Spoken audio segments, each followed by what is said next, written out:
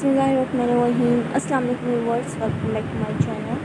सो guys, आज की इस वीडियो में मैं आप लोगों के लिए बहुत ज़बरदस्त इंडिपेंडेंस डे के लिहाज से सेलिब्रेशन और जो है किस तरीके से सेलिब्रेशन बनाते हैं और उसकी कुछ मूवमेंट्स और पिक्स इस तरह से मैं आप लोगों के साथ शेयर कर रही हूँ जो आप लोगों को पसंद आएंगे। साथ साथ फेस के ऊपर हम लोग इंडिपेंडेंस डे यानी कि 14 अगस्त वाले दिन किस तरह से गर्ल्स, वुमेंस, बॉयज़, मेंस इस तरह से आप लोग फ्लैग्स वगैरह मनवाते हैं और उसको सेलिब्रेट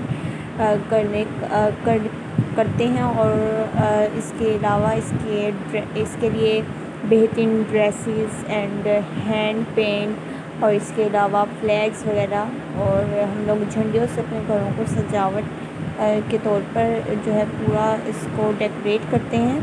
तो इसमें मैं आप लोगों के साथ कुछ डिफरेंट जो है पिक्स और डिफरेंट तरीके से हर तरह के आइडियाज़ इसमें शेयर किए हुए हैं। कुछ स्कूल एंड कॉलेज में किस तरह से इवेंट्स होते हैं और कुछ इस तरह से आप लोग अपने लिटिल बॉयज़ एंड गर्ल्स के इस तरह से